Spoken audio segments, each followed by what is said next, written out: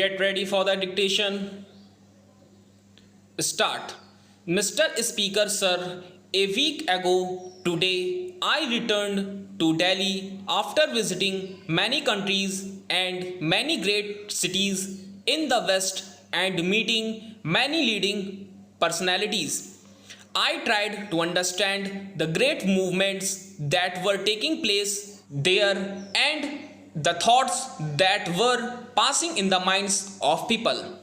Even more so, I tried to understand what image there was of India in the minds of the people I met in Europe.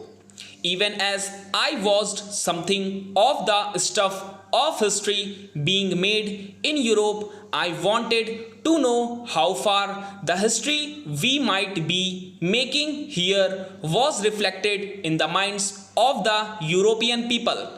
I found they were greatly interested in what was happening in India because they felt it was something very significant, something that would not only change India but affects other countries and continents.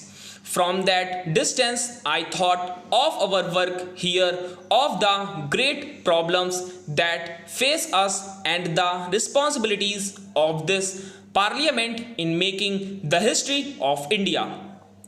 Another thought that struck me as I travelled from country to country was how the old frontiers gradually had less and less meaning. Within an hour or two, I travelled from the capital of one great country to the capital of another. It seemed to me that despite the many unsolved problems and conflicts, the idea of national frontiers had become less and less important in the modern scheme of things. I mention this because here we are considering with great heat and passion not the frontiers of nations but the borders inside the nation between two states or provinces.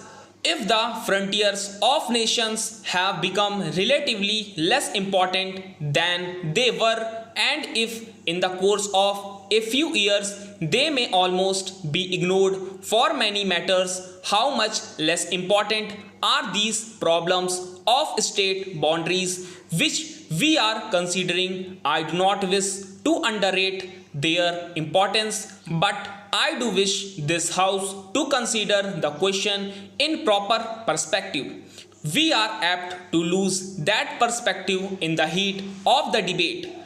I know that this question and this bill and its provisions have moved people strongly and deeply, and that even now there is a great deal of feeling about them. I do not suppose that the most ideal of solutions could possibly have been pleasing to all one parts to the dispute. Stop.